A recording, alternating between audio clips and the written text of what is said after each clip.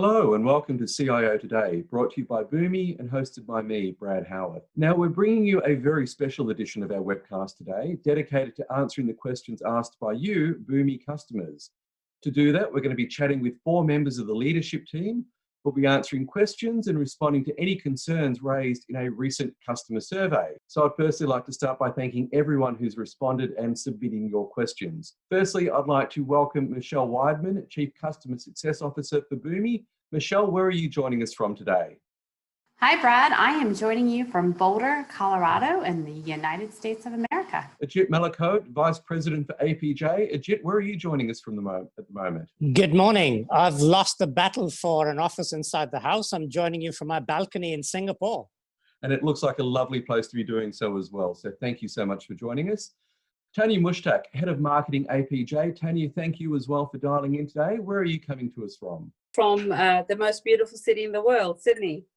As somebody who left Sydney 7 years ago and moved back to Melbourne, I might have a disagreement with you over that, but we'll take that offline. Okay. Finally, but by no means least, Director for Solution Consulting in APJ, David Iriki. David, where are you joining us from right now? Yeah, today I'm much like Tanya. I'm here in sunny Sydney, here in Australia. Thank you all for taking time out of your schedules. I know that Boomi's customers will certainly appreciate it. So let's go straight into our first question. Now, clearly the last 4 to 6 months have been somewhat unusual for any business leader. Ajit, I'll direct this question to you firstly then. What have been some of the key learnings from Boomi's management team about how you've had to adapt to the period that we've just come through? Sure. I mean, we've had a lot of learnings. I'll stick to 2 or 3 that really stand out for me. Number one, I think what we're hearing back from our customers, our vendors, our partners, our people is that often this has felt like living in the office rather than working from home. So we've been doubly conscious and accommodative of meeting formats, 1 to 1.5s or 1 to 2s with pets and kids walking around in the background, or people who've had to work extraordinarily long hours. We've been very accommodative of that. We've been very accommodative of the fact that many of our customers, and I'm conscious that many of you might fall in this bucket, might not be in formats that are conducive to easy digital transformation, or like Boomi, might not have been able to work from home or live in the office, as the case may be, very easily. So we've been very conscious of that as well. Number 3, it's been about really just communicating with all our people, and in terms of our customers, our employees, our vendors, our partners, and doing so with confidence. And for us, confidence comes from communicating with data. As someone said, the fear of the virus travels faster than the virus itself. So we've been very mindful about making sure we're not overly negative on the one hand, and on the other hand, not overly positive either. It's always been driven with data in everything that we do. And what we've done in this scenario, I think something that's not changed is the fact that we've run with our first principle, which is delight customers. And that's meant, as I said, being accommodative of meeting formats, being accommodative of where customers are in the digital transformation journey, making sure that we collaborate, making sure that we reach out and put our arms around them, listen to their needs during these special times. And out of that, some good has come out. In fact, we call the initiative Boomi for Good, where we've come up with a flow-based product called Answers on Demand to help customers implement frequently asked questions, FAQs at speed. We put our arms around quite a few customers that were having challenges in transforming from a physical format to a digital format, and we've helped many customers do that at speed. We've helped many customers who have struggled with onboarding new employees, onboarding new contractors at speed. We put our arms around them. So some things that haven't changed at all in the way Boomi does things and what Boomi focuses on. And some things have changed in terms of formats and having to be sensitive in these sort of challenging times. Right. Certainly one of the things I take away from that has been the need to be flexible and accommodating. Tanya, I'll put the same question to you then. What would be some of the key learnings that you've taken away from the COVID-19 crisis? Well, one of the things is this is a time of change. And in any change management, you need to communicate constantly. And that is with your customers, with your teams, with your organization. Our leadership has been fantastic in communicating, what's happening, what are the next steps, what are we actually pivoting to, and all to keep everyone safe, making sure safety always came first. One of the other things that I would say is we were so well equipped to work from home that it wasn't a big change for Dell, and Dell's been one of the leaders, I would say, in that space where they equipped all their staff. I think back from 2016, 40% of the workforce was supposed to be remote. So when we entered these uncertain times, 100% of our workforce went remote, and there was no interruption to the way we serviced our customers. So Michelle, clearly we've seen a lot of impact happening in the last 4 months on many organisations, changes to customer behaviour. We're seeing a lot of economic impacts and the like. Is that changing the priorities of customers in terms of what they're thinking about and where they're directing their actions right now? Yeah, it's definitely further accelerated their journey to the cloud and the need to integrate all these different applications in their environment faster so they can now better support all these employees that need to be able to work remotely. We've seen this a lot with some of the towns that we work with. How do they get their 311 and their 911 workers to be able to work from home? We've seen this a lot with our higher ed customers. I mean, think through that, all those classes that now need to be online instead of in person, and all these students that are asking for refunds on their room and board checks, and how do you facilitate that timely repayment, and leveraging our integration and our master data hub capabilities to ensure they're sending those checks back to the right addresses. We're seeing it a lot with our retail customers that are experiencing some massive booms right now. If you look at Peloton, they can't make bikes fast enough to get out to people in their homes because nobody wants to go to the gym right now. And then our healthcare life sciences customers, they're doing a lot with creating new mobile applications so they can help staff these people that are, helping on the front lines, not to mention some of our pharmaceutical companies like Moderna that are actively creating vaccines to help with COVID-19. So it's been really interesting to see how Boomi can help across so many different verticals. So it's certainly sounding like the need to be adaptable or flexible and certainly accommodating have been priorities for your customers then. Absolutely. And Ajit mentioned this. We've really got a whole internal focus on what I'm calling hug our customers. We're trying to do more than we've ever done before to support our customers. And what we've done around this is on the Boomi community, we're now hosting 2 free office hours a day where people can just come in, they can ask a Boomi expert, hey, how do I do this in Boomi? Or what do you think of this use case? And how would you optimize it? We're also trying to help some of our best Boomi customers that have unfortunately been let go because their companies are struggling. So just this week, we actually launched a Boomi job posting board. So I would encourage any of the Boomi customers that are out there, if you are actively hiring, please go out and help post those jobs on this job board so we can match a lot of these great Boomi champions that are out there with newfound homes. I think one thing that's become very clear is even after we emerge from lockdown and all the changes that COVID-19 has brought, it won't be the normal that we were expecting. Things look like they'll be very different in the second half of this year to what we might have expected. So, Ajit, I'll put this question to you. How is Boomi prepared for that? Or more importantly, what are some of the innovations and ideas that you're bringing that will help your clients adapt to what the new normal happens to be? There are some things that are absolutely, it's nothing new about Boomi, which I think has been brought even more into focus as we go into the second half of the year and we all try to safely return to normal ways of working or as close to normal as possible. And those 2 things which haven't changed are, number one, Boomi is all about reducing time to value. And I think as people come out of these challenging times, there's even more of a focus on reducing time to value, trying to make sure that there's any economic shocks at the macro level, at the industry level, at the company level, at a business unit level, at a team level are reduced. So it's pretty critical to focus on time to value and trying to getting back to normal as fast as possible. And that's something that Boomi has always been about, the Boomi platform. The second thing is, as part of that, and you could call it a subset, is about avoiding hidden costs and avoiding cost surprises.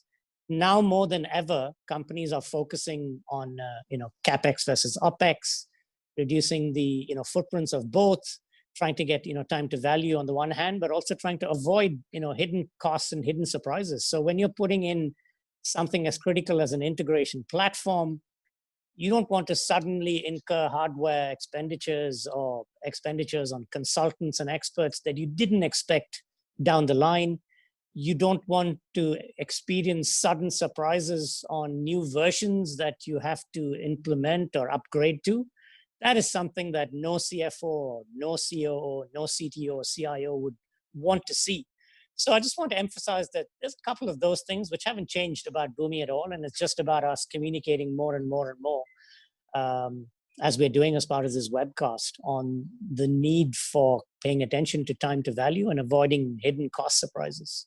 If you look at the customer behavior then, and particularly thinking over the last 4 months, do you think that that has genuinely impacted the way that they think about the API integration capability? And is that likely to translate into further acceleration or different behaviors around how they're embracing that tech?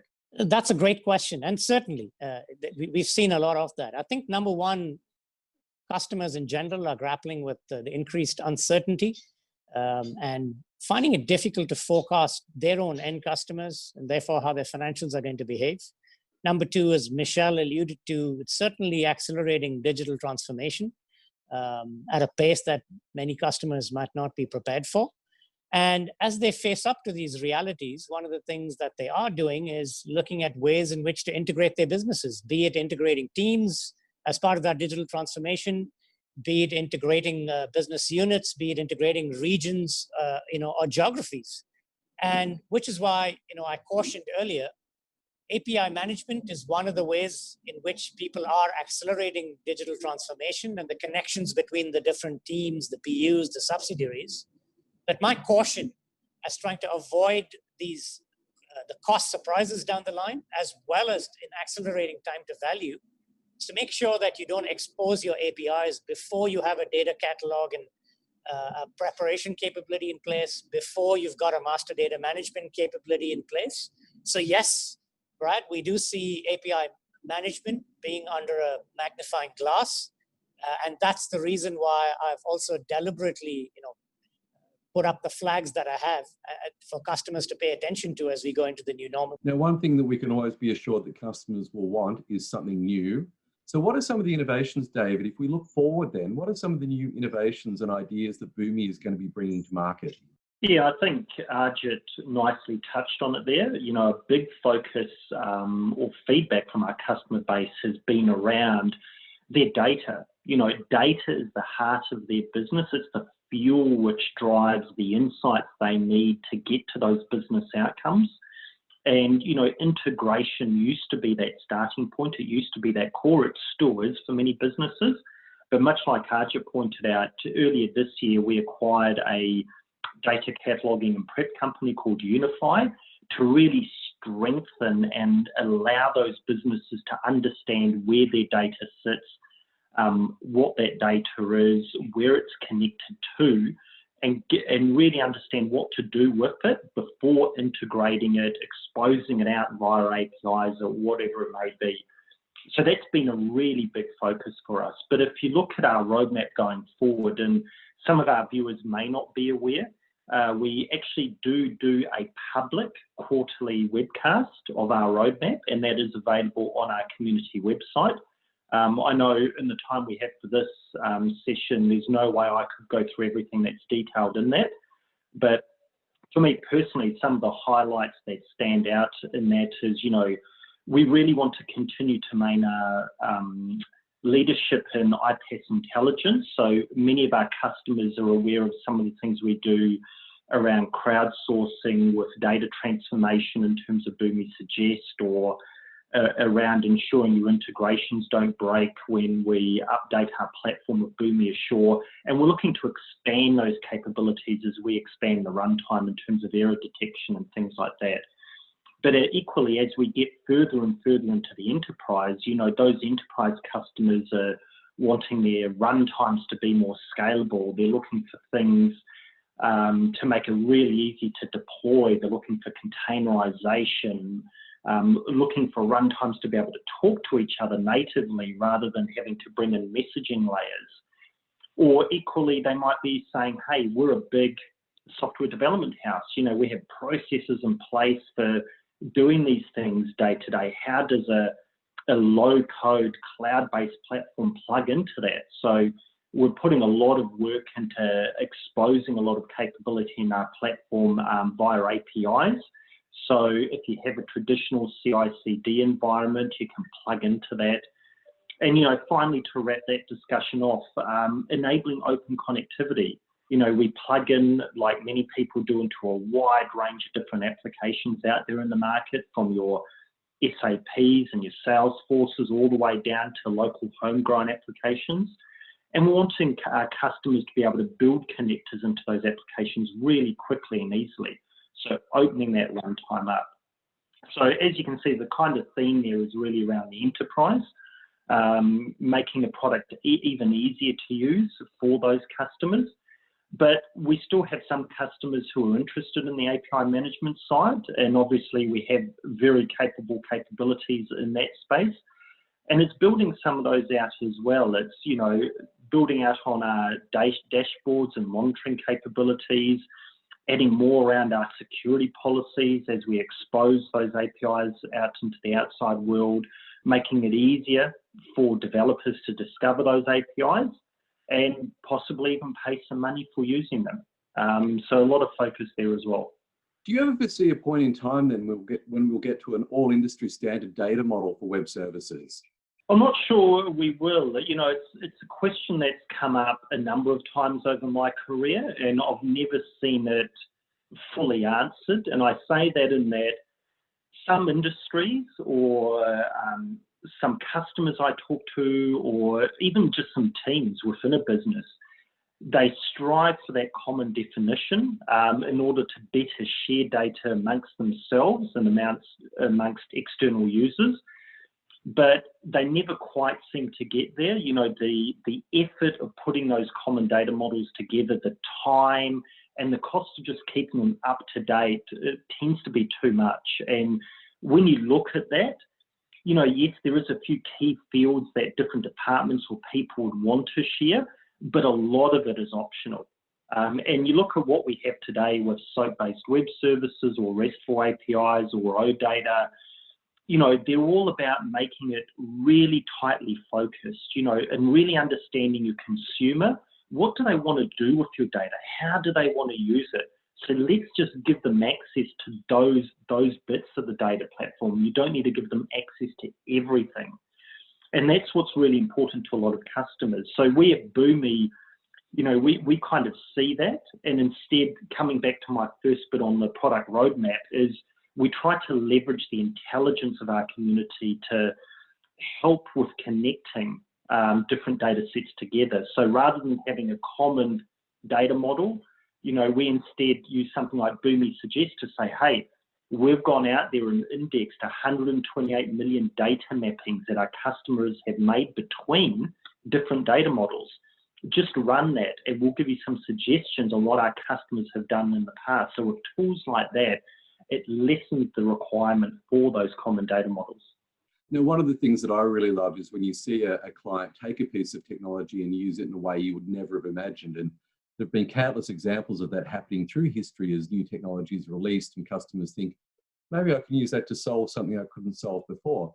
So Michelle, tell me a little bit about what you've seen then when it comes to innovative use of Boomi technology. And is there something you've seen that's really blown your mind in terms of never having thought that your technology would have been used in that way?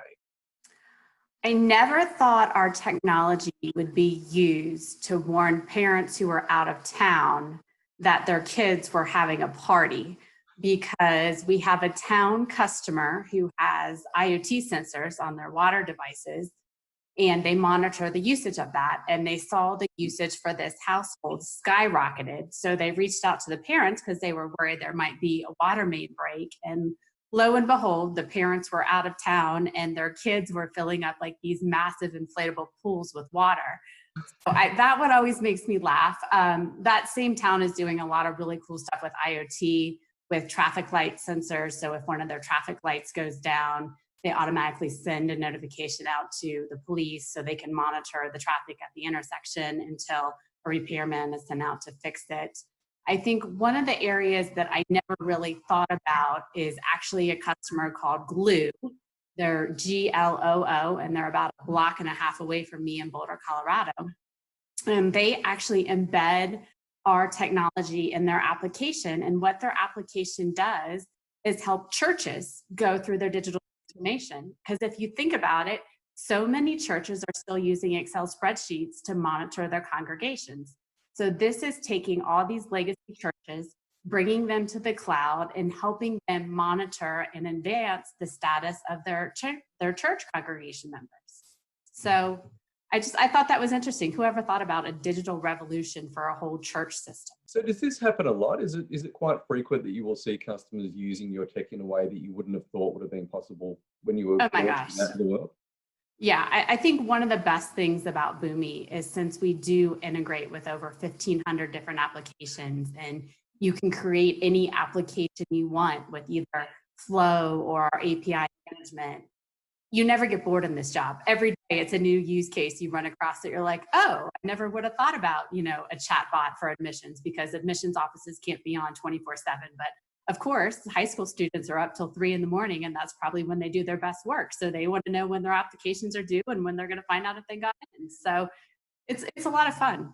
Now, Tanya, something that we know very dearly is that customers are often inspired by what they see other customers doing. So how are you going about telling the world about what Boomi customers are up to at the moment? Look, one of the ways we talk to our customer network about what our other customers are doing, or even talking to our prospects, is through our case studies. So a lot of our customers, it's funny because ever since we went into lockdown, we had over, I think, 14 customer stories that were in play at the same time. And we've never had that before because there were so many positive stories. Okay, there was a catalyst for change, there was a project in progress, but then what did these people do to actually continue on with the work that they were doing and actually achieve the outcomes that they were focused on? And those are the stories that we are telling through all of these press releases and case studies for our customers. But not only that, we're also creating a forum, and David touched on that earlier. We have a user community, the Boomiverse community.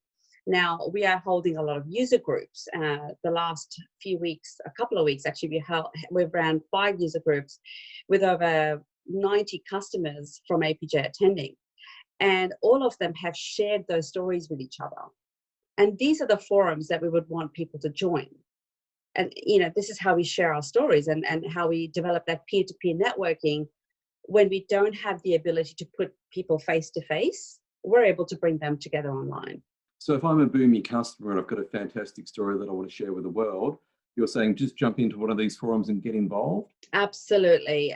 You can actually go on to Boomiverse and ask a question, and you will get an answer. There's so many. We have over 65,000 users. Michelle, correct me if I'm wrong. The Boomiverse, yeah, it's over 65,000, correct? 65,000, yeah. So you can get an answer very, very easily. But when you get involved with our user groups, you'll be able to ask the question, share your story, but also let us know if you want to share your story. We're happy to build a case study, happy to wave your flag for you and showcase you as the progressive customers, one of the progressive customers that we have. And as Michelle shared so many stories of people being extremely innovative, we want to tell your story. So one of the things we like to do on CIO Today is also get to know our speakers a little bit better. I guess one of the best ways of doing that is to find out how you've personally been responding to what's happened in your world over the course of the last 4 months. So Ajit, I might come to you quickly then. The comment you made before was that for a lot of people, they feel like they're living in the office rather than working from home. How have you personally coped with the adjustment, and has it changed any of the way that you think about the way that you, I guess, interact both in a work environment and in a personal environment? I guess it hasn't fundamentally changed the way I interact in the work environment or the personal environment. I think I've just gotten a little bit more conscious about setting guardrails and rules, because the office and the workplace are melding, the boundaries are blurring a little bit. So I've been very disciplined about when I start, when I finish, and when those boundaries blur. I've tried to be very, very good about it. I think it's helped me achieve a better personal balance in terms of being there for my kids and my wife a lot more, I guess, than when I would have been traveling, as would have been the earlier normal. So that's been a good thing. It's also made me think a lot more about the future of work and maybe how Boomi can help, because I find myself thinking a lot and fielding a lot of questions about work from home. I mean, I call it living in the office. Because the moment you talk about home and office, again, we're bounding ourselves by a locational definition. Working from home is as much location-based as, going back to the office. I think the future could be one where, you could literally work from anywhere with 5G technologies, with software-defined networks, with an increased move to the cloud, with even the integrated, even with the integration platform as a service, such as what Boomi offers. I think you could have a future where it's boundless, it's borderless. It might force governments to think completely differently about what domicile is, where people do their jobs from. I think it's going to completely change how integrated we are, as a planet and as a world, because right now it's very easy to think about the negatives. It's got me thinking a lot more about the future and the possibilities and the positives. Tanya, one of the things we've been hearing a lot during the crisis has been that with people finding themselves at home more, occasionally they do actually find themselves with a little bit more time on their hands or seeking different ways to while away the hours, given we haven't been able to be as physically social as what we might have been. Seems to be leading people to all sorts of different outcomes, such as baking sourdough bread or building jigsaw puzzles. How have you been coping? Have you taken up any new hobbies or discovered anything new about yourself in this period? Yeah, I mean, I couldn't go to the gym anymore, so I discovered walking. I was also trying to do these TikTok dances, the shuffling, but they didn't quite work. So I thought that walking would probably be the best thing for me. I discovered a beautiful lake nearby, and I've been going there quite a lot. And I also discovered there's a little butterfly sanctuary near the house. So wait, can we look you up on TikTok? Are those videos still out there? Yeah, they're there. I was trying to do become really good at shuffling, but I realized I was just a bit too old for that. David, how about you? Have you also been jumping on TikTok to bust out a few moves, or have there been something else you've been using to occupy your time? No, not quite. Me being in pre-sales and leading the pre-sales team, we're a bit more grounded there. But look, across my team, it's our mental health more than anything has been very important. Arjun makes a good point. You're living in your office, and some of my team go for a drive. Others might do an early morning walk like Tanya does. I myself have discovered, it's a great time to nip out for half an hour during the day and get into the garden. Whatever that may be, find some sun. So we're all finding our own little ways of, keeping going and making the best of what the situation is. And how about you, Michelle? I know you've got a young family that we can see on the wall behind you there. How have you all been coping with the lockdown? I actually bought a house and moved in because, there wasn't enough going on. So I thought I should add more to it. So I'm just happy there's actually pictures on the wall behind me now and freshly painted walls, because I definitely bought a fixer-upper that needs a lot of help. So you've clearly fixed it up just in time for today, because it's looking brilliant right now. I'd like to thank the four of you all for joining us and for responding to the questions that have come through. I've been greatly appreciative of that, and we hope that everyone out there listening and watching today has learned a little bit more about Boomi, who the company is, who works within it, and what it can actually do for you. I'd definitely like to thank everybody who participated in the customer survey for sharing your questions and giving us such a wealth of different ideas that we've been able to explore today. So thank you all for taking the time. Certainly, we do see a great need for organisations to continue to transform. As was quite clear in the answer to some questions, we've come through a very disruptive period for a lot of organisations, but even as we emerge from the COVID-19 crisis, this won't be the end of the disruptions. The world that we emerge into is likely to be significantly different to the one that we might have expected earlier this year. So certainly the ability to transform, to be adaptable, to innovate at speed, all of these things I suppose we expect will become more critical to organisations as they move into the second half of 2020 and beyond. As always, if you've liked this episode, we'd encourage you to please indicate as such by sharing it or liking it or leaving a comment. And we'd certainly encourage you to stay tuned for further content coming out from CIO Today. So if you wish to be on the list to make sure that you never miss a CIO Today episode, then we'd definitely encourage you to subscribe by going to boomi.com/CIO-today. Thank you.